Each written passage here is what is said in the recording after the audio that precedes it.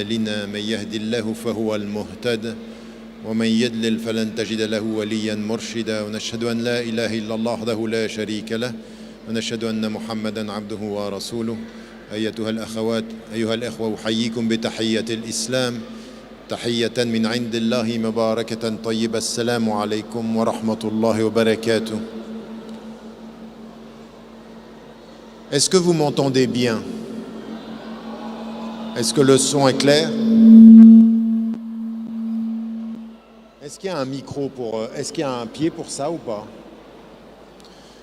Est-ce que je peux vous demander, l'espace de 45 minutes, de vraiment faire silence et que ceux qui sont debout derrière puissent s'asseoir? Désolé, on m'a dit que vous en vouliez pas. Non, j'avais pas compris, je pensais que c'était pour ça. D'accord.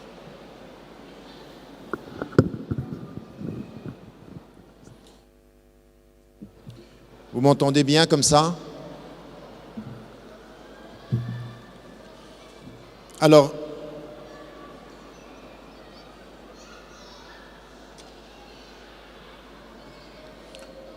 je ne sais pas pour vous, mais pour moi, c'est extrêmement bruyant.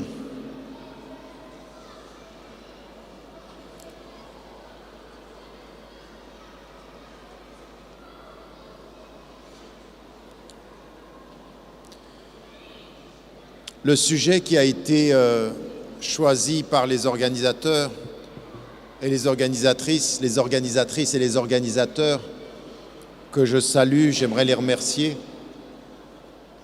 Je dois presque aujourd'hui être profondément désolé des troubles que ma présence entraîne partout où certains m'invitent, eu égard à de ce qui fait un état de droit est remis en cause aujourd'hui par des courants de pensée, par un certain nombre d'intellectuels, par des politiques vis-à-vis desquels il faut que nous disions clairement, que ce soit ici, en France, ou que ce soit ailleurs en Europe, ou que ce soit n'importe où en Occident, ou que ce soit dans les sociétés majoritairement musulmanes, des monarchies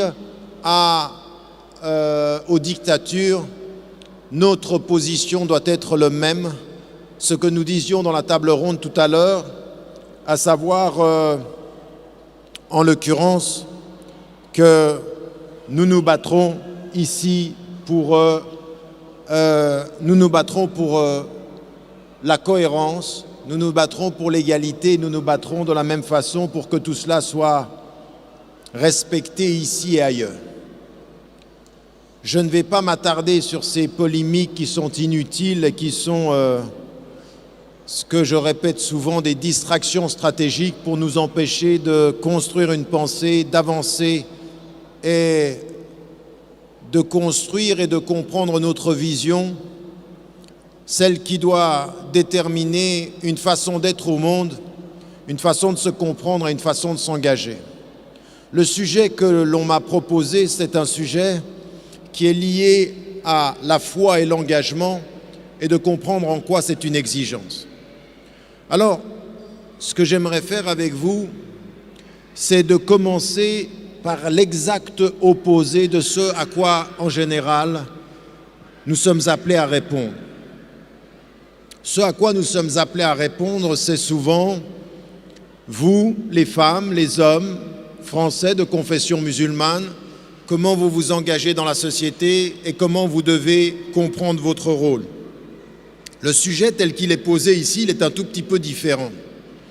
Et moi, ce que j'aimerais vous amener à faire, que vous soyez musulmane ou musulman dans cette salle, ou que vous soyez des concitoyens de tradition juive, de tradition chrétienne, athées ou agnostiques, hindous, bouddhistes, ou quelle que soit votre appartenance, c'est à un moment donné de sortir de la crispation et de la tension dans laquelle on nous maintient, en disant, vous savez, à un moment donné, la crispation et la tension dans laquelle on nous maintient, ça nous empêche d'accéder à une réflexion fondamentale beaucoup plus profonde. Alors on va commencer par le profond et le fondamental, puis on va en venir à notre engagement quotidien. Mais d'abord, s'inscrire dans si, en tant qu'être humain, je dis et je crois qu'il y a un être transcendant en qui j'ai foi, qu'en français, quand on l'appelle, qu'en arabe, quand on l'appelle, ou en anglais, quand on appelle, s'appelle Allah en arabe, Dieu en français, God en anglais, et que c'est un seul Dieu auquel je crois et qui est transcendant, qui dans ma conception est le même Dieu que le Dieu des Juifs, le Dieu des chrétiens et le Dieu unique de tous les monothéismes. Qu'est-ce que je dis quand j'ai dit j'ai la foi ? Pourquoi est-ce que je dois répondre à cette question ? Parce que certains aujourd'hui laissent entendre, au nom de l'histoire française, au nom de l'histoire occidentale, que dès que l'on dit Dieu, ça voudrait dire qu'il y a quelque chose dans le fait de dire Dieu qui ne nous ferait pas être des citoyens comme les autres, qui ne nous ferait pas être des êtres humains qui agissons avec la même rationalité. Et que si nous commençons par admettre ceci, nous avons déjà, avant même d'avoir commencé la discussion, nous sommes déjà mal partis. Donc ce qu'il faut, avant de laisser entendre que cette conclusion est possible, de montrer combien elle est fausse, combien en fait, quand je commence avec la foi et que je comprends ce qu'elle me demande, quelle exigence, avoir la foi, c'est une exigence, c'est-à-dire cela se traduit par une exigence. Bien, qu'est-ce que ça veut dire ? L'un des plus grands problèmes de la pensée musulmane à travers l'histoire, c'est la déconnexion qu'il y a entre le droit et la philosophie du droit, les règles et la conception de l'homme. Vous qui êtes ici dans cette salle, très souvent, quand on vous dit quelle est votre autorité religieuse, 99% des fois, votre autorité religieuse est une autorité religieuse qui est compétente sur le plan légal. Elle est capable de vous dire halal ou haram. Ce que pour vous est un savant musulman, c'est d'abord un savant musulman qui dit el halal ou el haram. C'est juste et en même temps c'est dangereux. Pourquoi ? Parce que dire le halal et dire le haram, c'est-à-dire qu'est-ce qui est licite et qu'est-ce qui est illicite, qu'est-ce que je peux faire et qu'est-ce que je ne peux pas faire, ne doit être pensé que dans une conception du monde, que dans une conception de Dieu, que dans une conception de l'homme. Et le savant n'est pas simplement celui qui vous dit la norme, c'est celui qui vous traduit la conception de la vie et qui vous fait comprendre la norme à partir de la conception de la vie. Notre religion, ce n'est pas un code de permis, permis, permis, interdit, interdit, interdit. Et quand on est mal, on commence par interdit, interdit, interdit. Ah tiens, ça c'est permis. C'est pas ça l'islam. L'islam, c'est porter une foi. Ya ayyuhalladhina amanu. Ô vous qui portez la foi, vous qui êtes croyants, ça veut dire quoi ? Vous qui dites il n'y a de Dieu que Dieu, et à partir de là, vous considérez, vous avez une conception de Dieu, de l'homme, de la mort, de la vie et de l'univers. Et à partir de là, vous entrez dans le halal et le haram. C'est pas je commence par le halal et le haram et je ne sais pas ce que je vais dire de la vie, je ne sais pas ce que je vais dire de la mort. Souvent, les musulmanes et les musulmans, vous ici en France, vous êtes amenés à devoir défendre votre religion en expliquant le licite et l'illicite, jamais en expliquant votre sens de la vie, jamais en expliquant le sens de la mort, jamais en expliquant votre spiritualité, parce que vous êtes soumis non pas à la compréhension du monde, mais à la question qui vous questionne. Qui es-tu dans ce haram ? Pourquoi le foulard ? Et pourquoi pas l'alcool ? Et pourquoi tu jeûnes ? On vous questionne sur la norme, vous répondez sur la norme et vous vous coupez du sens. La première révolution intellectuelle de qui a la foi, c'est de se placer dans le sens avant de déterminer la norme. Et qui dit à partir du sens, le sens de la norme. J'espère que vous me suivez.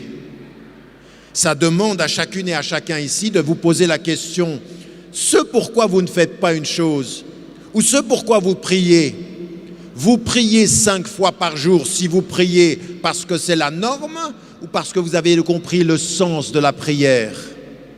Vous dites La ilaha illallah, il n'est de Dieu que Dieu, parce que vous portez la foi en un Dieu unique, ou uniquement parce que c'est un cadre qui protège votre identité. La foi est une lumière ou une prison? Si on vous questionne sur la norme, on pense que vous êtes en prison. Pourquoi? Parce que quand on vous voit de l'extérieur, on vous dit mais quand même, 5 fois par jour prier, quand même, pendant le mois du Ramadan, tu bois pas et tu manges pas. Et il y en a qui la jouent courageux. Ah, c'est dur. Ah, c'est dur. Mais c'est pas ça le sens du jeûne. C'est pas de ne pas manger, de ne pas boire. Ça, c'est que l'aspect visible. C'est tout le reste qui est important. C'est pourquoi je ne mange pas. C'est pourquoi je ne bois pas. C'est pourquoi je me retiens. Ce que toi, tu vois comme une prison entre avant le lever du soleil et jusqu'au coucher du soleil, ce que toi, tu vois comme une prison par ce dont je me prive, tu n'accèdes pas à la liberté à laquelle j'accède. La prison de ton regard sur moi, c'est la liberté de ma foi en moi. Jeûner, c'est se libérer. Toi, tu penses que c'est se priver. Je répète, jeûner, c'est se libérer. De l'extérieur, c'est s'emprisonner, c'est se priver. Ce dont tu crois que je me prive, et c'est ce dont je me libère. Vous comprenez la différence? Donc, à un moment donné, un pas en arrière et on revient. Et on comprend que quand on parle de la foi, il faut parler d'une cosmologie, il faut parler d'un sens du cosmos. Cosmologie, ça veut dire quoi? Le sens de la création. Et d'abord, ça veut dire une chose importante. Dès que j'ai dit et dès que je sens avec le cœur, contre tous les discours aujourd'hui qui nous donnent l'impression qu'il ne faut plus parler de Dieu, eh bien nous disons non. Quand nous on dit La ilaha illallah, on dit il y a un Dieu unique. Et ça veut dire dès que j'ai reconnu qu'il y a un Dieu unique, c'est que l'univers, comme l'histoire, comme ma vie, a un sens. Je répète, l'univers, c'est-à-dire l'espace, comme le temps, c'est-à-dire l'histoire, comme le temps, l'espace, l'univers, comme l'histoire, c'est-à-dire le temps, l'espace et le temps, comme ma présence dans l'histoire et le temps, ça a du sens. C'est-à-dire exactement ce que nous disons quand quelqu'un nous quitte, « Inna lillahi wa inna ilayhi raji'un ». Nous sommes à Dieu et c'est à lui que nous retournons. Ça a un sens. Ça a un sens. Quand nous disons « Rabbana ma khalaqta hadha batila » Oh Dieu, tu n'as pas créé ça en vain. Ça veut dire, c'est un sens. Mais qu'est-ce qui vient avant ce verset? Inna fi khalqis samawati wal ard wa ikhtilafil layli wan nahar la ayatin li ulil albab. Il y a dans la création des cieux et de la terre, dans la succession de la nuit et du jour, des signes pour ceux qui sont doués d'intelligence. Qu'est-ce que je viens de vous dire tout à l'heure? La création des cieux et de la terre, l'espace, la succession des nuits et des jours, le temps. Tu n'as pas créé en vain, c'est-à-dire que ça a du sens pour moi. C'est ça que ça veut dire déjà. Ça veut dire que je m'inscris dans un univers qui fait sens. Ça veut dire que aux philosophes athées, à ceux qui pensent que la vie n'a pas de sens, à ceux qui vous disent, comme Sartre vous disait, ça n'a pas de sens, et à celui qui disait c'est absurde, comme Albert Camus, eh bien nous disons nous ne sommes pas dans cette situation. Nous pensons que ça a du sens. Et dès que nous avons dit ceci, première des questions, alors vous qui croyez en Dieu, qu'est-ce que vous pouvez dire de Dieu? La cosmologie musulmane vous dit, vous ne pouvez dire de Dieu que ce que Dieu dit de lui-même. Ça veut dire que nous considérons qu'il y a une révélation et que l'être qui révèle, il révèle par le fait que nous considérons que Dieu, avant d'être un juge, il est le miséricordieux, le tout miséricordieux, dans la miséricorde détasse tout ce que nous pouvons imaginer, à tel point que l'une des sourates, un des chapitres préférés du prophète salam pour sa beauté, dont il disait qu'il était la fiancée, la beauté, l'expression de l'esthétique du Coran, c'est une sourate qui commence comme ceci: A'udhu billahi minash shaitanir rajim, bismillahir rahmanir rahim, ar-rahman, 'allama al-Qur'an, khalaqa al-insan, 'allamahu al-bayan. Ces versets qui viennent, le tout miséricordieux, il a fait descendre le livre et il a créé l'homme. Mais celui qui a fait descendre le livre, il l'a fait descendre avec un rapport tout à fait positif à l'homme. Il ne cherche pas la culpabilité de l'homme, il cherche son rappel. Il ne dit pas tu es coupable et tu es un pécheur quand tu es né, il te dit tu es quelqu'un d'appelé. Ya ayyuhalladhina amanu, c'est-à-dire viens, viens, je vous appelle, je vous ai créé par ma miséricorde, je vous appelle par ma bonté et je vous ai donné les moyens du rapprochement, c'est ce Coran-là. Vous comprenez que quand nous sommes dans cette dimension de la foi, on n'est pas en train de bricoler à répondre mais je suis gentil, je suis un musulman. C'est une cosmologie, c'est un rapport à l'univers et il va se construire. Déjà, là, ce dont je suis en train de parler, c'est le rapport à Dieu. Et quand j'ai dit le rapport à Dieu, j'ai systématiquement et tout de suite dit quelle chose. C'est-à-dire que j'ai un rapport à Dieu qui nous dit « Je vous ai révélé le Coran dans ma bonté et dans ma miséricorde. Et vous allez venir à moi comment? Comment? À quel est le verset qui répond à ce verset-là? C'est le premier qui a été révélé. A'udhu billahi minash shaitanir rajim, bismillahir rahmanir rahim, iqra bismi rabbikal ladhi khalaq. Lis au nom de ton Seigneur qui a créé. Je t'ai envoyé le texte, maintenant tu lis, tu viens à moi. Et cette lecture, elle est double. Je t'ai créé l'univers que tu lis et j'ai envoyé le livre dans l'univers pour que tu lises, pour que le livre de l'univers qui est la création soit le livre qui va te renvoyer à l'autre livre qui est la révélation. Et le livre de la révélation va te renvoyer au livre de la création. Et c'est tellement vrai que le livre de la révélation est plein de signes, ayat al-Qur'an, et qui te renvoie à ayat al-Kawn, c'est-à-dire les signes de la révélation. Les deux se parlent. Vous comprenez qu'on est là dans quelque chose qui est fondamentalement un univers de sens. Et ceux d'entre vous qui ont étudié la linguistique savent que quand on dit signe, on dit sens. La différence entre ceci, qui est un élément, et un signe, c'est que le signe, c'est l'élément plus le sens. Quand vous vous arrêtez devant un feu rouge, le rouge est l'élément, le sens du rouge est arrête-toi. Donc le signe est sens. Le signe dit du sens. Et donc, en l'occurrence, dans notre tradition, elle renvoie de ce point de vue-là de façon universelle à la tradition chrétienne et à la tradition juive. La foi, elle dit du sens. Dire Dieu, c'est dire le sens. Et avec Dieu, ça veut dire que l'univers a un sens et que le texte qui est révélé est un texte de sens qui me dit par son sens le sens de la création. Tout fait sens. Tout est sens.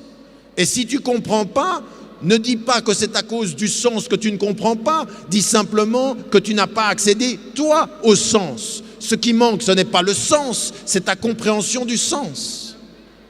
Donc c'est un appel à la responsabilité. La foi, c'est ça. La foi commence là. Et donc, après, vous ne pouvez dire de Dieu que ce que Dieu dit de lui-même. Et il vous dit, par l'intermédiaire du prophète qu'il a 99 noms. Et que certains des noms, il en a même plus que ça d'ailleurs, et certains des noms nous sont inconnus. Et le deuxième nom qu'il a après Allah, l'unique, Ar-Rahman, le tout miséricordieux, El-Malikul Quddus, Al-Salamul Mu'minul Muhayminul Azizul Jabbar. Tous ces noms qui sont 99 noms, qu'est-ce qu'ils disent? Ils disent la majesté de Dieu. En nous disant une chose, vous les êtres humains, sachez une chose. Vous pouvez vous approcher de Dieu, vous ne pouvez jamais le définir. Vous n'avez pas les moyens intellectuels ni la compréhension de ce qu'il est pour le définir. Il vous a donné les moyens de vous approcher. Et s'il est Rahman, s'il est le miséricordieux, comment vous allez vous approcher, vous? Soyez minir ruhama. Il est le Rahman, il est le tout miséricordieux. Soyez plein de miséricorde et de bonté pour vous approcher de lui. Il est le Wadoud, c'est-à-dire il est le bon, il est le doux. Soyez doux pour vous approcher de lui. Il est l'adl, il est la justice, soyez juste pour vous approcher de lui. Il est le qist, c'est-à-dire l'équité, soyez équitable pour vous rapprocher de lui. En d'autres termes, tous les noms par lesquels il s'est défini sont des invitations pour que vous les appliquiez, vous approchiez de lui. Donc Dieu, dans ce qu'il dit de lui, dessine les chemins qui mènent à lui. Dieu, dans ce qu'il dit de lui, dessine les chemins qui mènent à lui, qui l'approchent. Au point que l'ihsan, au point que l'expression la plus extraordinaire du rapprochement avec Dieu, وَلَا يَزَالُ عَبْدِي يَتَقَرَّبُ إِلَيَّ حَتَّى أُحِبَّهُ. L'homme ne cessera de s'approcher de moi jusqu'à ce que je l'aime. En d'autres termes, le lien d'amour qu'il y a entre Dieu et le Créateur se mesure au rapprochement que nous avons vis-à-vis de lui en appliquant dans notre vie les éléments de ses noms à lui dans notre vie à nous. Vous me suivez? Mais vous vous rendez compte de ce que je suis en train de vous dire? Vous êtes assis là depuis 10 minutes à m'écouter. Et ce que je suis en train de vous dire, si vous le comprenez, ça devrait ébranler notre rapport au monde. Ça devrait nous ébranler dans le tréfonds, parce que ce que je suis en train de vous dire, c'est un rapport très positif à Dieu, très positif à l'humain. Il nous a dit, tout est possible, vous pouvez vous approcher de moi si vous appliquez dans votre vie ce par quoi je me suis défini comme les valeurs essentielles qui sont ceux que vous devez appliquer dans votre vie. Venez à moi par la miséricorde, venez à moi par la justice, venez à moi par la bonté, venez à moi par l'amour, venez à moi par le don, venez à moi par la générosité, venez à moi par la solidarité, venez à moi par ce que je vous ai donné comme valeur. Donc, ça s'appelle comment? Une cosmologie. Et ensuite, là, je n'ai parlé que de Dieu et du message qu'il nous envoie. Et ensuite, qu'est-ce qu'il nous dit? Il nous dit, et j'ai créé cet univers. J'ai créé cet univers. El-Khalq, la création. Et la création, elle est fondamentalement positive. Même dans le droit musulman, la création, elle est ouverte à nous tous. À tel point que il faut observer les signes. Siru fil ard wanzuru. Allez sur la terre et regardez, vous allez voir des signes. Tu regardes la terre qui est sèche, la pluie vient, la terre se relève, et qu'est-ce que ça veut dire? Ça veut dire, comme cette terre fut morte et qu'elle est revenue, tu reviendras. Quand tu vois le soleil et quand tu vois la lune, tu comprends. C'est-à-dire la lune et le soleil suivent des cours très déterminés, minutieux. Regarde la nature. La nature te parle de celui qui a créé cette nature. La nature te parle de Dieu si tu y crois. Attention, la nature te parle d'elle-même si tu ne crois pas en Dieu. Mais la nature te parle de Dieu si tu crois en Dieu. Qu'est-ce que vous avez dans Surat Al-Baqarah? A'udhu billahi minash shaitanir rajim. Bismillahir rahmanir rahim. Dhalikal kitabu la rayba fi hudan lil muttaqin. Ce livre, il n'y a pas de doute, il est une orientation pour ceux qui croient. Mais ceux qui ne croient pas, ils vont se dire, c'est un livre. Oui, mais ça c'est très important. C'est la même chose que quand, vous savez, les répétitions du Coran, pour ceux qui croient, sont un approfondissement du rappel. Mais pour ceux qui ne croient pas, c'est des répétitions intellectuelles. Oui, c'est comme quand deux êtres s'aiment. Celui qui aime et qui dit à l'autre « je t'aime, je t'aime, je t'aime », pour celui qui entend « je t'aime » et qui est aimé par celui qui aime, eh ben c'est l'approfondissement de l'amour. Pour celui qui est à l'extérieur et qui entend « je t'aime, je t'aime », ça va quoi, je t'aime, donc tu lui as dit une fois. La rationalité de l'extérieur ne dit pas l'amour de l'intérieur. Quand on a foi, répéter, c'est approfondir. Quand on n'a que la rationalité, répéter, c'est répéter la même phrase, c'est redire. L'un, c'est redire, l'autre, c'est approfondir. Nous, ce que nous avons à comprendre par rapport à la foi, par rapport à ce que je suis en train de vous dire, c'est quelque chose ici qui vous dit que Dieu a créé cet univers. Et cet univers-là, il a du sens, c'est ce que je vous ai dit tout à l'heure. Mais en même temps, il a un sens d'ouverture. C'est-à-dire que que ce livre parle du sens et la présence de Dieu, mais surtout une chose, sachez 3 choses. La première des choses que vous devez savoir quand vous regardez le monde, et c'est vrai à Orléans, comme c'est vrai dans le désert d'Arabie, comme c'est vrai en Asie, comme c'est vrai à Washington, comme c'est vrai en Afrique du Sud ou n'importe où dans le monde, quand vous dites ceci, ce que vous devez reconnaître, c'est 3 choses. Ce monde-là, cet univers, cette création, elle est cadeau. C'est un cadeau que Dieu vous fait. Et il vous dit, sur cette terre-là, vous avez la responsabilité de bien gérer ce cadeau-là. Raison pour laquelle Luqman, quand il parle à son fils, qu'est-ce qu'il lui dit? Aneshkurillah, remercie. Et tes parents, mais remercie Dieu. Donc il faut remercier Dieu pour tout ce qu'il nous donne, parce que si nous devions compter tous ses bienfaits, nous ne pourrions pas les compter. Donc il y a un rapport de gratitude. De gratitude. Et quand on a un rapport de gratitude par rapport à la nature, on ne commence pas à la détruire. C'est pour ça que cette idée de l'environnement ou de l'écologie, elle est inscrite dans notre tradition. Ce cadeau qu'il vous a fait, ce cadeau qu'il nous a fait de la nature, il faut y montrer de la gratitude, il faut le remercier. Le remercier pour les levées du soleil et les couchers de soleil, les remercier pour la nature, le remercier pour l'oxygène, les remercier pour l'eau. Au 7e siècle, le prophète alayhi salam voit quelqu'un faire ses ablutions et il lui dit: ne gaspille pas l'eau. Ne gaspille pas l'eau. Devant une rivière qui coule et tu fais tes ablutions pour aller prier, ne gaspille même pas l'eau pour prier. L'acte essentiel de prier ne justifiera jamais éthiquement le fait de gaspiller.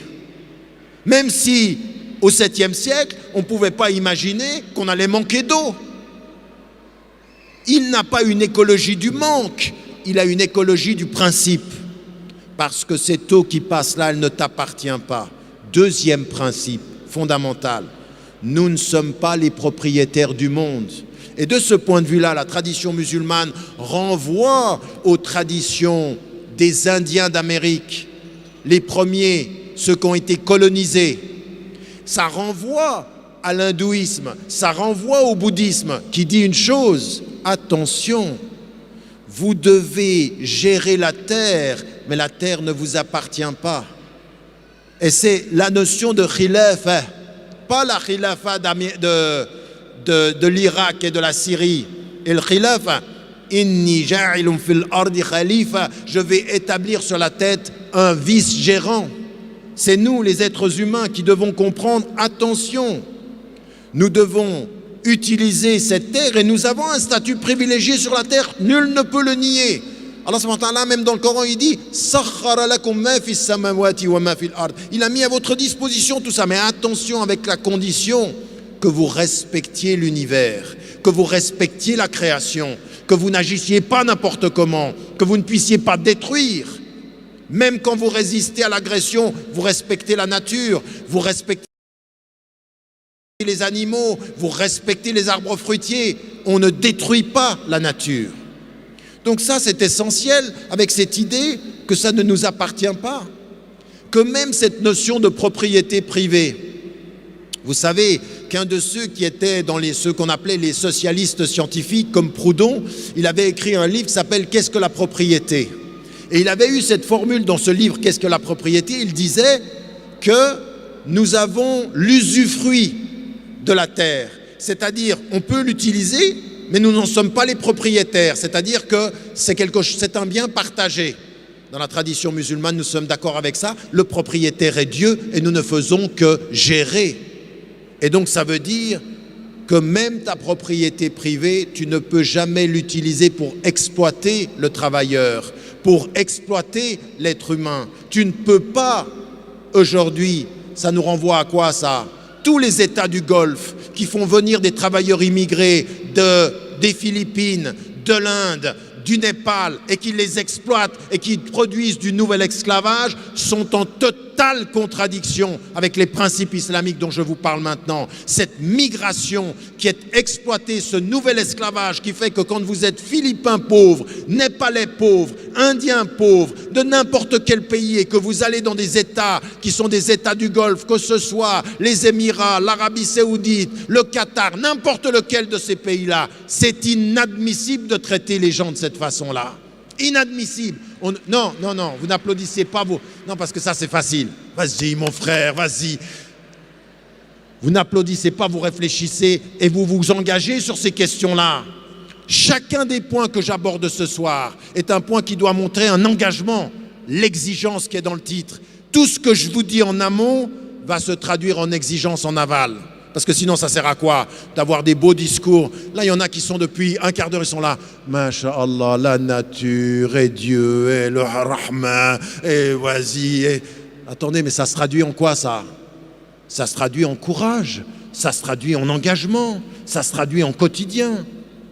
Dans cet engagement-là, moi, je ne suis pas là pour vous faire rêver. Enfin, un peu. Après, on traduit les choses concrètement. Enfin, rêver, voler, mais pas trop loin. Il y en a un frère, une fois, je faisais une conférence, il me dit « Ah, ce soir, j'ai volé avec toi. » Je lui dis « Atterris maintenant. » Maintenant, il faut atterrir, il faut s'engager. Donc, qu'est-ce que je vous dis par rapport à cela? Ça veut dire que c'est une conception de la nature.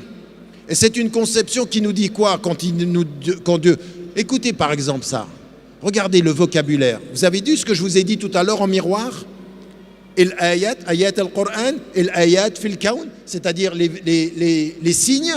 En fait, la vraie traduction de ayat dans le Coran, c'est pas verset, c'est signe. Les signes renvoient aux signes. Regardez maintenant la terminologie arabe. Et quand vous vous plongez là-dedans, vous dites, c'est pas possible que ça se soit du hasard. Comment Allah subhanahu wa ta'ala, Dieu est dans le Coran, il est quoi? El Khaliq, le créateur, qui a créé quoi? El Khalq, c'est-à-dire la création, et qui vous demande d'agir comment? Bil akhlaq, avec de l'éthique, avec le bon comportement. El Khaliq, El Khalq, El Akhlaq. Tout ça, c'est la même racine. El Akhlaq, qu'est-ce que c'est? C'est pas uniquement les valeurs, c'est le bon comportement. Le créateur de la création te demande d'agir dans le comportement exigé par le créateur de la création, dans sa création dont tu es. Tout se tient, le vocabulaire est construit à partir de la racine même de l'Khalaq, le créateur. El Akhlaq, à tel point que regardez, qu'est-ce que dit la femme du prophète as-salam, elle qui le voyait dans le privé, pas comme nous qui avons des hadiths, elle le voyait dans le privé, on lui demande qui était-il? Kana khuluquhu al-Qur'an, khuluquhu, sa façon d'agir, c'était le Coran. Le prophète as-salam, il parle de lui, qu'est-ce qu'il dit? Innama bu'ithtu li utammima makarim akhlaq. J'ai été envoyé pour parachever les bons comportements. Et les bons comportements, qu'est-ce que c'est? Respecter le khaliq fait le khalq, c'est-à-dire respecter le créateur dans la création. Donc ça, c'est une cosmologie. Vous comprenez ce que je suis en train de dire? Arrêtez de réduire l'islam à halal, haram. C'est profond là, c'est une vision du monde, c'est quelque chose qui nous porte. Et on a envie que nos concitoyens, on n'est pas là pour les convertir, on doit convertir personne, ça ne nous appartient pas la conversion des gens. Par contre, d'être les témoins de ce dont je suis en train de vous parler, les gens quand ils vous rencontrent, ils ne doivent pas simplement vous dire, vous priez 5 fois par jour, vous avez des mosquées, vous jeûnez, non.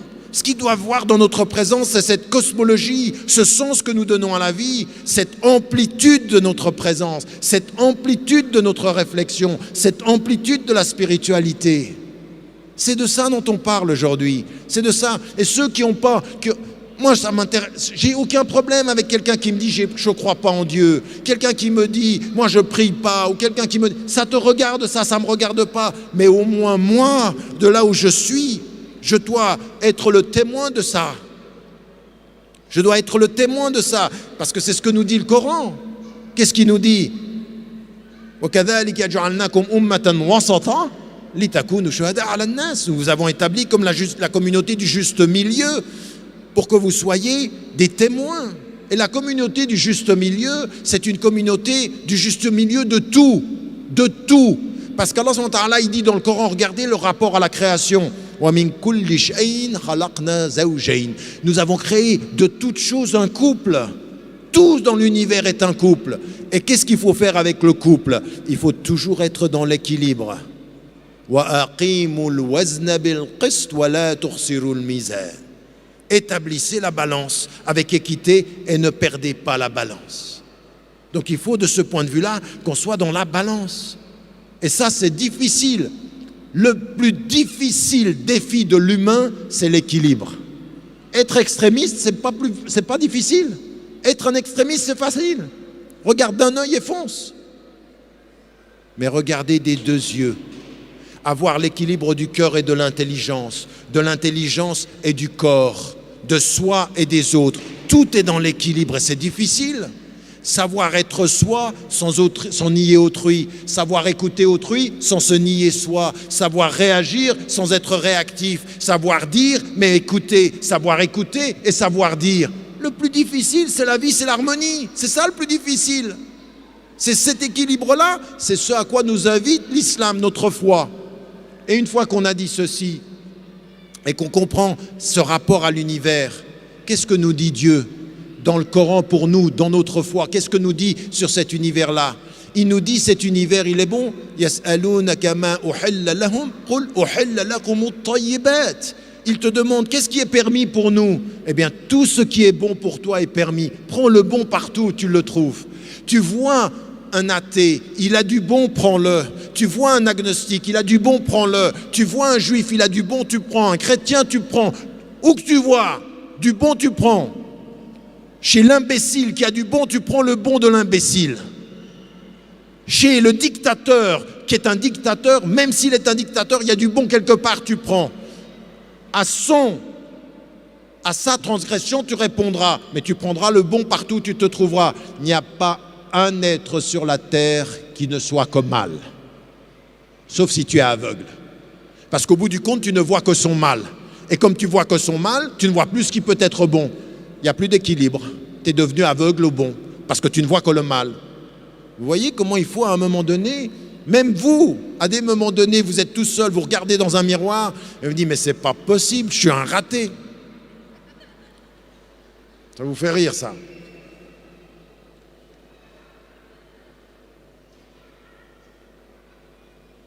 Donc, vous voyez dans un miroir, vous pouvez vous dire, non, personne n'a que du bon. À des moments donnés, on peut douter de soi, mais à un moment donné, il faut se réconcilier avec le bon en soi.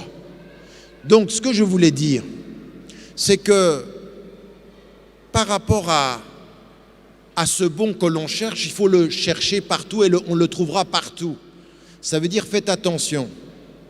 Ce que j'ai déjà et que je répète, dans l'amour, on aime et il faut parfois faire attention à ne pas aimer dans l'excès sans voir le mal de ceux que l'on aime. Raison pour laquelle vous avez dans le Coran, Ya ayyuhalladhina amanu, ô vous qui portez la foi, kunu qawwamina bil qist shuhada'a lillah. Tenez-vous ferme avec l'équité en témoin devant Dieu. Et ça, c'est un élément important, même par rapport à votre famille, même par rapport à ceux qui vous sont proches et même vis-à-vis de vous-même.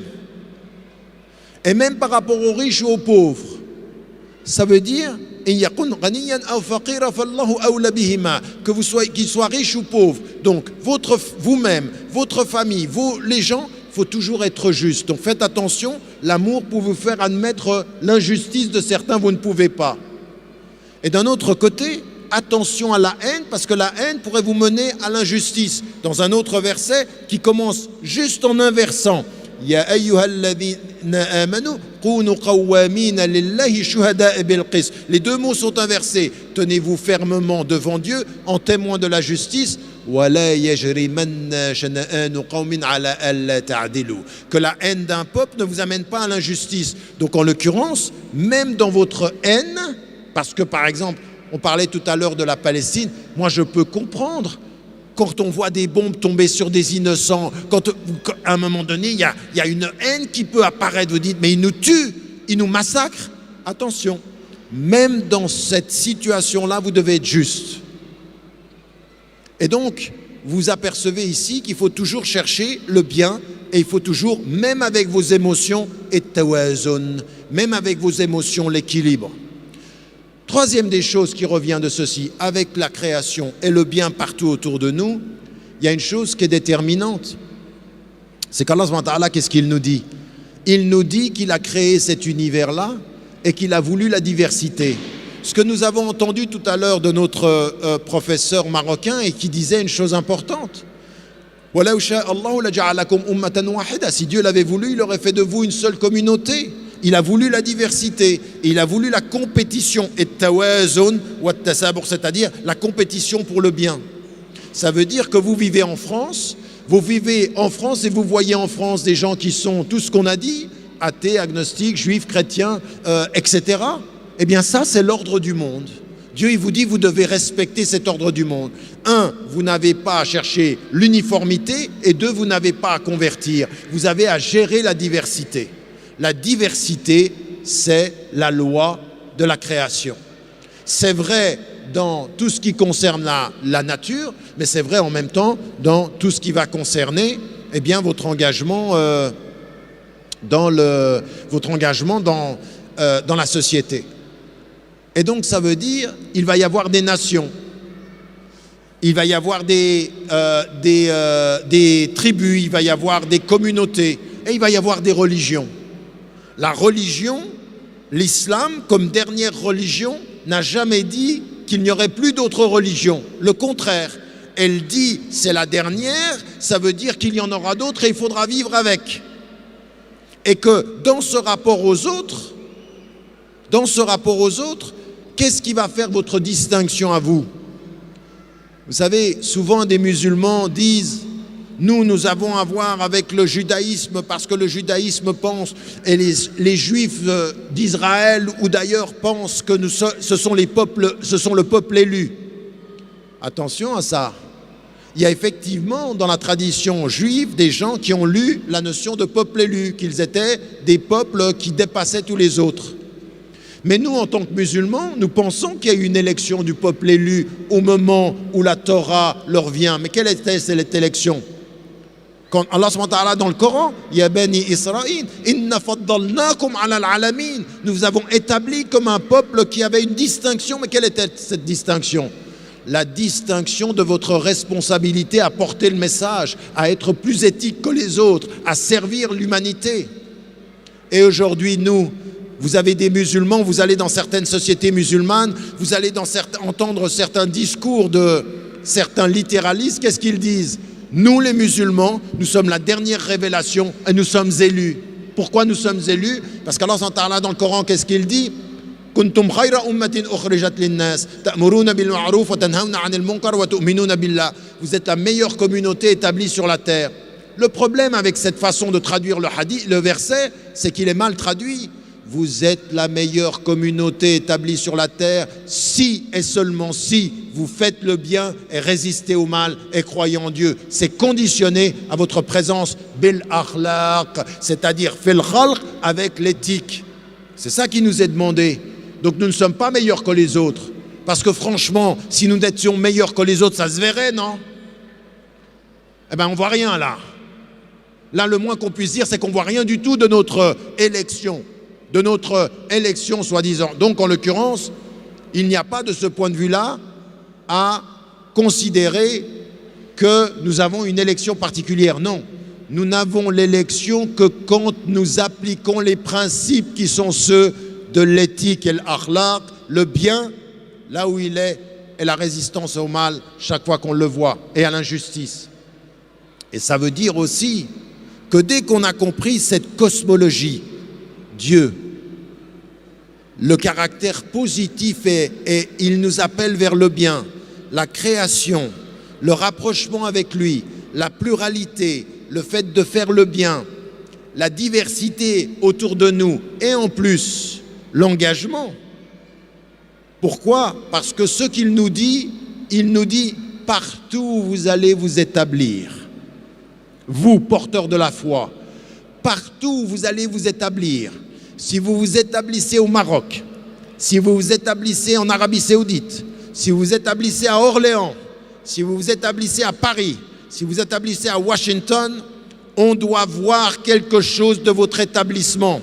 Qu'est-ce que l'on voit de votre établissement? Non pas des étiquettes, je suis musulman, je suis fier d'être musulman, j'appartiens à la meilleure communauté, rien de tout ça. Tout ça c'est du vent, tout ça, ça n'est pas le message. L'établissement, alladhina in makkannahum fil ard. Ceux quand nous avons établi quelque part, aqamu as-salah wa atawu az-zakah wa amaru bil ma'ruf wa nahaw 'anil munkar. Ceux quand on les établit, ils font leur prière, c'est-à-dire ils gardent le sens du transcendant, le droit des pauvres là où ils sont, et ils commandent le bien et résistent au mal. Votre présence là où vous êtes doit être une distinction morale. Une distinction. Et donc c'est cette cosmologie-là, qu'est-ce que nous avons à faire sur la terre? À être au service du bien, à tel point que le prophète sallam, à la suite de ce qu'il a dit de son message, qu'est-ce qu'il nous dit? Le meilleur d'entre vous, c'est le meilleur pour l'humanité. Khayrukum anfa'ukum linnas. Le meilleur d'entre vous, il est le meilleur, le plus utile pour les hommes. Même pour l'athée, ton voisin, même pour l'agnostique, même pour le juif, même pour le chrétien, quand tu es le meilleur pour lui, alors tu es le meilleur des musulmans. Tu ne commences pas, tu dois agir avec les êtres humains dans l'humanité comme un médecin. Si un médecin un jour, quand il voit venir un patient, il lui dit « Quelle est votre religion ?» Musulman, ahlan wa sahlan. T'es juif, t'es chrétien, va voir à côté. Ça, c'est pas un médecin, c'est un imposteur. Il n'a rien compris. Nous, dans l'humanité, le service de l'humanité, où que nous soyons, nous respectons l'humanité des hommes. Même parfois, nous voyons des gens avec lesquels nous ne sommes pas d'accord dans ce qu'ils disent, nous ne sommes pas d'accord dans ce qu'ils font. Nous jugeons l'acte, mais nous ne jugeons pas la personne.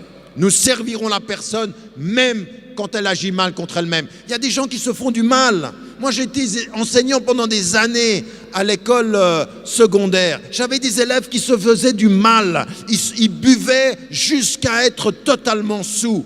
Ils se droguaient jusqu'à perdre la tête. Je servais leur être tout en n'étant pas d'accord avec ce qu'ils faisaient, parce que nous aimons l'être de l'humain, même si parfois nous voyons des gens agir mal contre eux-mêmes. Ayant dit cela, vous comprenez, ça m'amène à une réflexion à partir de ça. Tout ceci nous amène à une cosmologie, à un rapport au monde fondamentalement positif. Maintenant, et je termine, je vais traduire tout ceci sur la responsabilité qui est la nôtre. Et pourquoi c'est une exigence? Et ça veut dire ceci, que ce que nous avons à faire, nous, c'est toujours nous rappeler de ceci. En tant que croyant, j'ai un rapport au divin fondé sur mon innocence, partant de ma responsabilité, protégeant ma liberté, m'invitant à agir pour le bien, invitant à servir l'humanité, reconnaissant la diversité des religions, reconnaissant la diversité des couleurs. C'est sérieux cette affaire-là, hein? Parmi ces signes, la création des cieux et de la terre, c'est-à-dire la diversité de vos langues et de vos couleurs.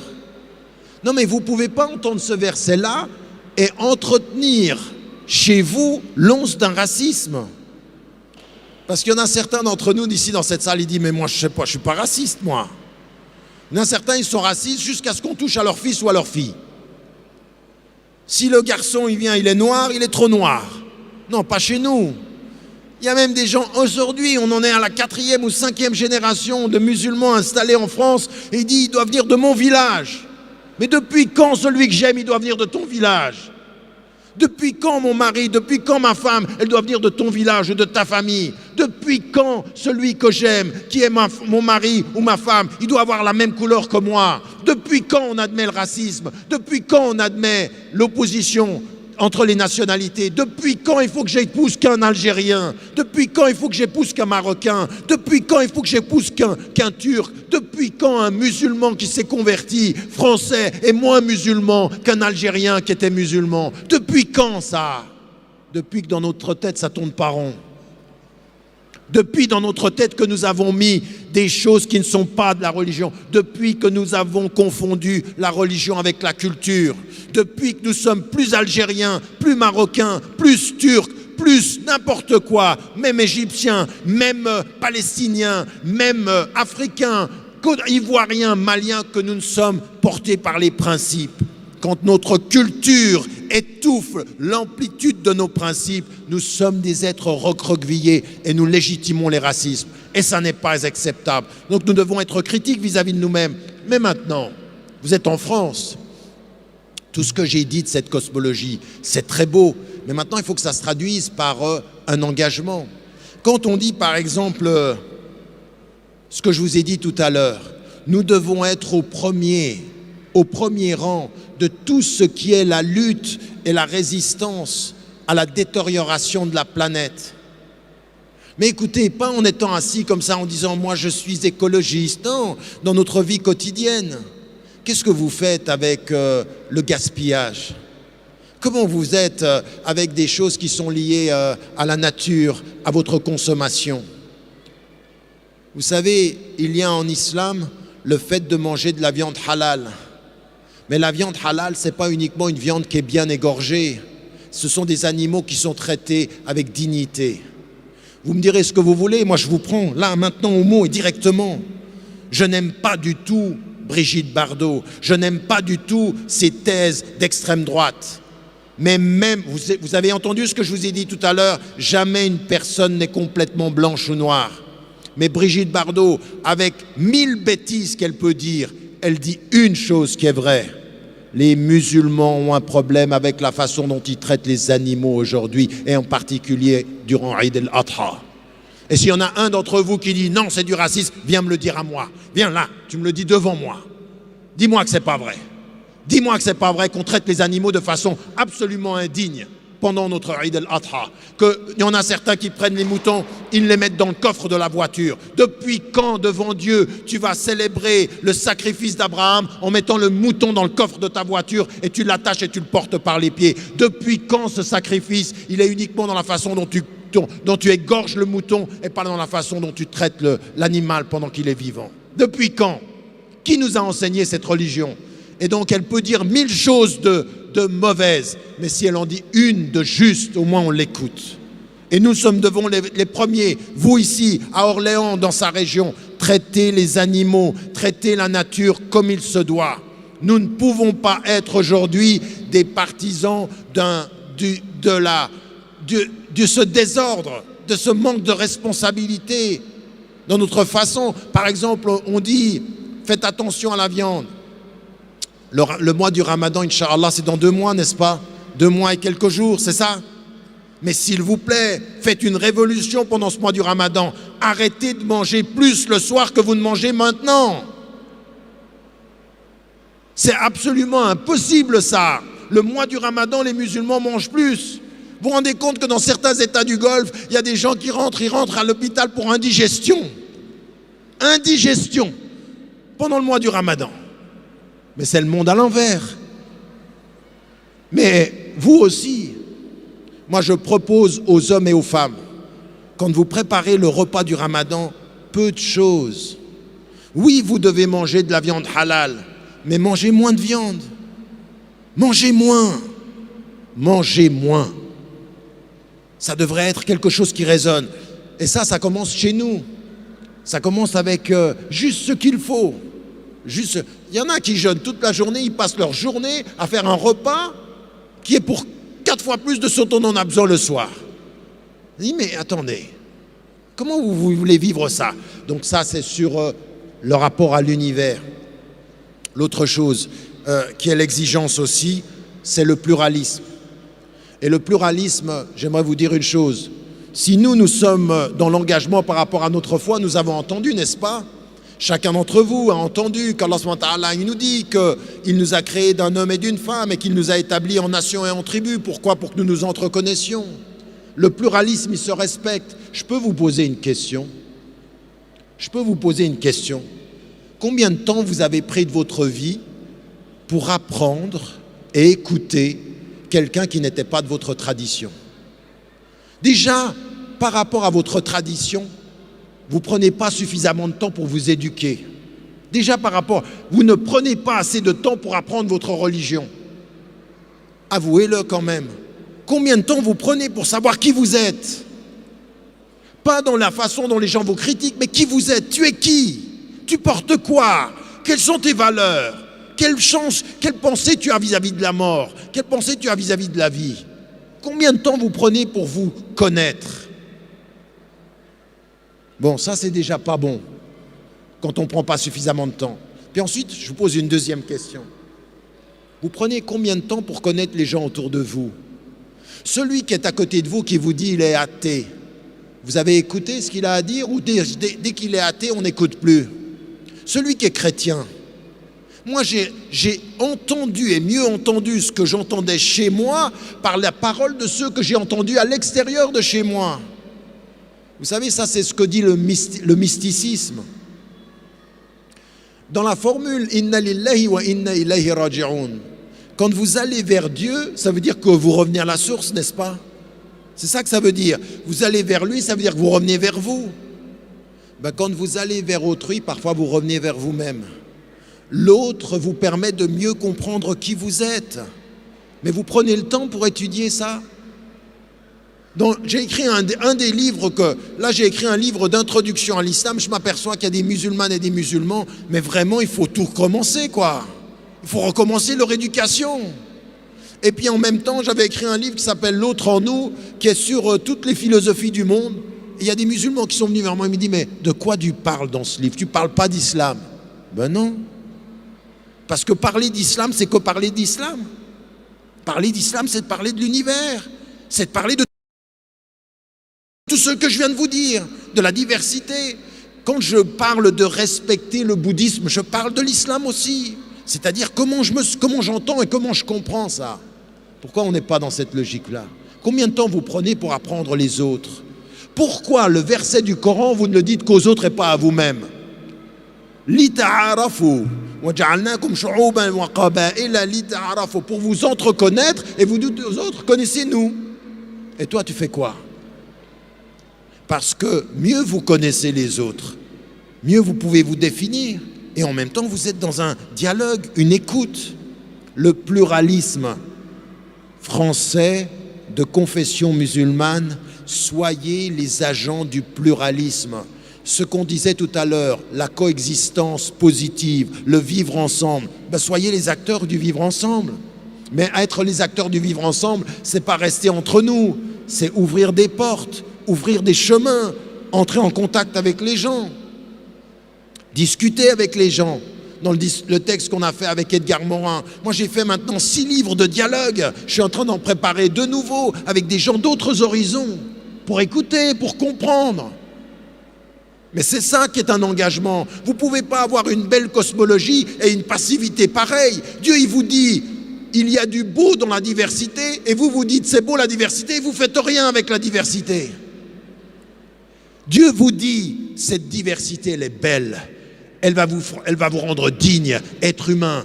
Faites-en quelque chose. Nous, on s'assoit, on dit, magnifique, c'est beau la diversité. Et on ne s'engage à rien.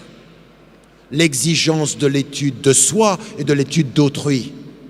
Prendre des livres, commencer à s'intéresser à ce que disent les gens, comprendre d'autres, apprendre des langues, voyager. Si vous pouvez voyager, apprenez des langues, entrez en communication. Il se trouve qu'aujourd'hui, il y a des gens qui viennent de partout, que vous pouvez rencontrer. Est-ce que vous le faites, ça? Est-ce que vous avez cette présence positive qui part de votre compréhension du monde? Donc ça, c'est un élément. Troisième des choses et avant-dernière, c'est pas fini. Il y a l'engagement, ce que moi j'appelle le djihad de la connaissance. La connaissance des êtres humains et la connaissance des livres. La connaissance des livres. Vous lisez un peu ou bien? Est-ce que vous lisez? Est-ce que vous prenez le temps de, au lieu de me suivre sur YouTube, Facebook, vous prenez le temps de lire? Et pas simplement des livres de votre frère, mais des livres d'autres personnes, des livres qui viennent d'autres horizons. Lire le monde, lire des livres, lire. Iqra. Mais ça, c'est un appel, ça devrait vous résonner. Non, nous, on s'assoit, tout est dans l'islam. C'est marqué dans l'islam, lis. Tu lis? Ah non, c'est marqué dans l'islam, lis. Première des contradictions. Aqra ou la aqra shay. C'est marqué de lis, mais moi je lis pas. Je ne fais pas cet effort. Le djihad de la connaissance. Et ensuite le djihad du pluralisme. Respecter la diversité. Je me battrai pour qu'un juif, pour qu'un chrétien, pour qu'un bouddhiste, pour qu'un hindou ait la liberté de conscience. Pas simplement en France, dans les sociétés majoritairement musulmanes. Comment ça se fait qu'on accepte la discrimination? Je suis allé en Malaisie en disant aux Malaisiens, ça va pas. Vous ne pouvez pas traiter les Chinois de cette façon-là. Vous ne pouvez pas traiter les chrétiens de cette façon-là. Vous ne pouvez pas aller en Arabie Saoudite en leur disant, vous faites venir des travailleurs qui sont chrétiens et vous ne leur donnez pas la possibilité de prier. Mais depuis quand? Depuis quand ma religion à moi, elle permet à faire venir des gens qu'on exploite et on leur dit tu pries pas?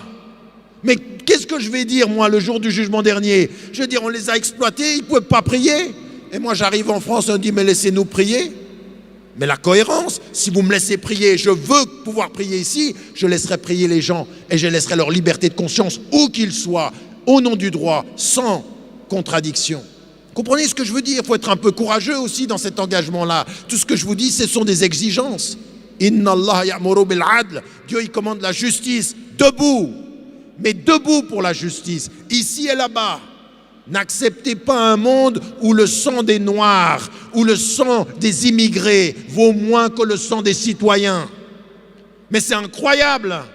Vous êtes à Calais, on traite les gens mais comme des chiens, on les traite comme n'importe quoi, et nous on est là, on dit citoyens ou pas? Mais ce n'est pas des animaux. Et même les animaux, il ne faut pas les traiter comme ça. Mais vous êtes où dans ce débat? Où est-ce que vous êtes? Où est-ce que vous êtes? À un moment donné, il faut se réveiller, il faut se dire mais on est où dans ce débat? On va passer son temps à dire vous êtes islamophobe, vous ne nous aimez pas. Mais respecte-toi d'abord déjà, lève-toi et fais ce que tu as à faire, attends pas que les gens t'aiment, dis pourquoi à Calais c'est pas normal, dis pourquoi c'est pas normal qu'en Europe, on réussisse à faire en sorte que des réfugiés qui fuient des bombes, on ne veuille pas les accepter en France ou en Europe en disant il y a peut-être quelques terroristes parmi eux. Mais vous vous moquez de qui? Vous vous moquez de qui? On va accepter l'inhumanité de nos politiques sur des prétextes de cette façon-là, alors que tous ceux-là, ils sont en train de partir parce que des bombes leur tombent sur la tête. Qui est-ce qui envoie ces bombes? On n'est pas responsable, nous? On n'est pas responsable des bombes qui tombent sur les innocents? On n'est pas responsable, nous? Mais assumez votre citoyenneté française jusqu'au bout. Vous n'allez pas commencer à dire « je suis français quand vous devez m'accepter, je suis plus français quand on va bombarder ». Vous êtes aussi responsable, non? Mais si vous êtes responsable de certaines bombes qui tombent, soyez aussi responsable de la parole libre qui s'exprime. C'est pas vrai ça, ou je dis n'importe quoi? Je suis en train de délirer ou je suis en train simplement de nous rappeler à nos responsabilités, celles qui viennent de notre cosmologie? Et donc à partir de là, et je termine, cette notion de justice, la justice sociale, la justice aujourd'hui qui doit être celle de la lutte contre le chômage, la lutte contre les discriminations à l'emploi, la lutte contre, par exemple, la discussion qui devrait être celle des droits égaux des femmes et des hommes dans l'emploi, le salaire égal. Tout ça, il faut s'engager là-dedans. Il faut être présent. Il faut être présent dans ces questions-là. Notre cosmologie nous impose d'être présent dans tous ces domaines-là. Parce que nous sommes engagés pour la justice. C'est une exigence. C'est une exigence. Si tu veux t'approcher du khalaq, agis bil akhlaq. Si tu veux t'approcher du Créateur, travaille avec l'éthique, travaille avec le bon comportement et ça doit être visible dans ta vie également. Et ce que j'aimerais dire aussi, c'est que cette justice-là, elle est sociale, je l'ai dit, elle est aussi économique. Aujourd'hui, ce qui est en train d'exploiter les gens, c'est une économie terrible. Elle est aussi une justice politique de ce qu'est la parole politique aujourd'hui. Et puis, une dernière chose. N'importe quelle personne qui vous dit que pour être un bon Français aujourd'hui, vous devez vous taire sur tout ce qui se passe à travers le monde et qui vous laisse entendre que pour être un bon Français, quand vous êtes musulman, vous devez être apolitique et ne pas parler de choses qui sont liées à la politique internationale, et quelqu'un qui vous ampute de votre citoyenneté, pas simplement de l'islam, de votre citoyenneté. La citoyenneté, on ne la négocie pas avec un silence politique. Non. Vous savez pourquoi mon discours il est aussi diabolisé aujourd'hui? Exactement pour ce que je suis en train de vous dire depuis 1 heure. C'est qu'en fait, tout ce que je suis en train de vous dire, c'est le bon sens. Et ceux qui sont en train de dire que j'ai un double discours, ils sont en train de dire que vous tous qui m'écoutez, et que vous savez bien que ce que je suis en train de vous dire là, ça fait 25 ans que je le dis, et qu'il n'y a pas de double discours, c'est soit vous êtes aussi tordus que moi, et peut-être que vous êtes des vrais tordus, ou alors, on ne veut pas entendre, ou alors on a bien compris le danger de cette parole-là, parce que cette parole-là, c'est une parole de gens, on va se lever, on ne va pas se taire, et on va dire avec force que la justice qu'on veut ici, on le veut pour les Africains, on le veut pour les Maliens, on le veut pour les Congolais, on le veut pour les Palestiniens, on le veut pour les Tibétains, on le veut pour les Rohingyas. Ça, attention. Vous savez que Moussa, notre frère, il est resté pendant plusieurs semaines en prison parce qu'il allait témoigner pour les Rohingyas. C'est peut-être la première fois que vous en avez entendu parler. D'après les textes des Nations Unies, c'est le peuple le plus opprimé de la terre. Nié, torturé, brûlé, vif. Certains de ceux qui sont les Rohingyas et qui n'ont pas de droit. Mais personne n'en parle, ou pas assez. Et même celle qu'on a fait le prix Nobel, Aung San Suu Kyi, silencieuse là-dessus pour gagner les élections. Maintenant, elle les a gagnées, mais elle ne va rien dire. C'est sur le tard que le Dalai Lama a dit quelque chose parce qu'on les déshumanisait. Eh bien, nous aussi, il faut qu'on ait cette parole-là. Il ne faut pas qu'on oublie tous les peuples de là. Je devais finir à -5 et je me suis oublié. Qu'est-ce que je disais? Et donc, ça aussi, c'est notre engagement. Et ça, il ne faut pas se taire. Il faut que les unes et les autres ici, que vous soyez tout autant que vous êtes, vous soyez engagés dans ce combat-là, dans cette compréhension de la foi. J'espère que vous avez compris le cheminement, partant de Dieu et de la cosmologie, le sens des choses, en venant à ce que ça veut dire, quelle est notre compréhension du monde et comment nous devons nous y engager. La reconnaissance de l'unique, c'est la reconnaissance de la diversité parmi les hommes, la reconnaissance et le respect de l'environnement, la reconnaissance des peuples et de leurs droits, la reconnaissance de toute l'égalité humaine. Tous les êtres humains ont une dignité et nous ne nous tairons pas. Et ça veut dire aussi d'être critique par rapport à nous-mêmes. Faites très attention à votre propre racisme. Faites très attention à vos propres émotions. Faites très attention à votre propre injustice. Faites très attention à vos condamnations sélectives. Il faut de ce point de vue-là retrouver notre cohérence. Ça fait partie de notre façon de nous remarier, de nous réconcilier avec cette cosmologie. Je n'arrête pas de répéter un mot depuis maintenant sans doute 30 ans. Moi, je l'ai appris sur le terrain. Je l'ai appris dans ma famille. Je l'ai appris dans le cheminement.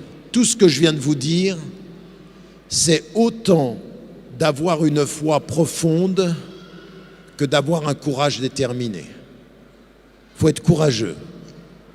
Il faut être courageux. Ce courage, il se nourrit par la foi, il se nourrit par son entourage. On ne peut pas être courageux tout seul.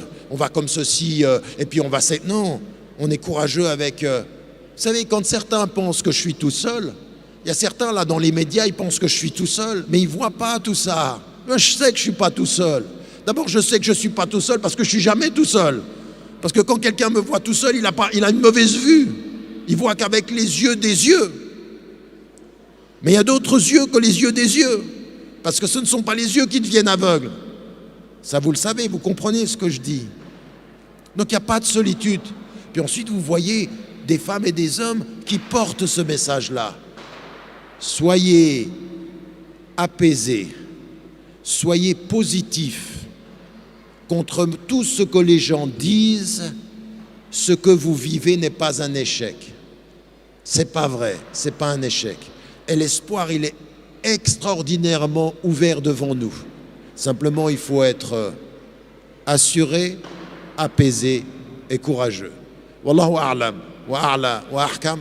Que Dieu vous aide et que descende sur vous le sens du bien et le sens de cet amour dont nous parlons. Je peux vous demander une chose. Je vais dire Salamu alaykum wa rahmatullah. Il n'y en a pas un ou une qui applaudit. Vous faites juste silence. D'accord? Salamu alaykum.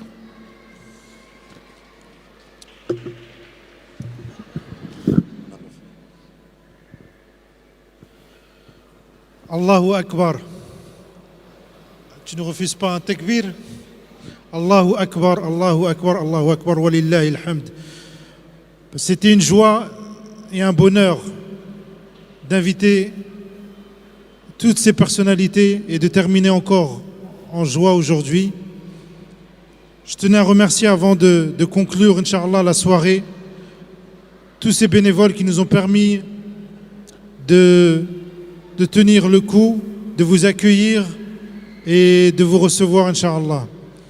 Et je remercie particulièrement l'équipe de Chessy avec l'Arbi, l'équipe de Saint-Jean-de-la-Ruelle avec Saad, l'équipe de la Chapelle Saint-Mémin avec Brahim et Ali, l'équipe de Saran avec Mohamed, l'équipe de la Source avec les deux Saïd, et tous ces bénévoles et tous ces invités et tous nos sponsors aujourd'hui pour qui, sans cela, cette journée n'aurait pas pu être aussi jolie.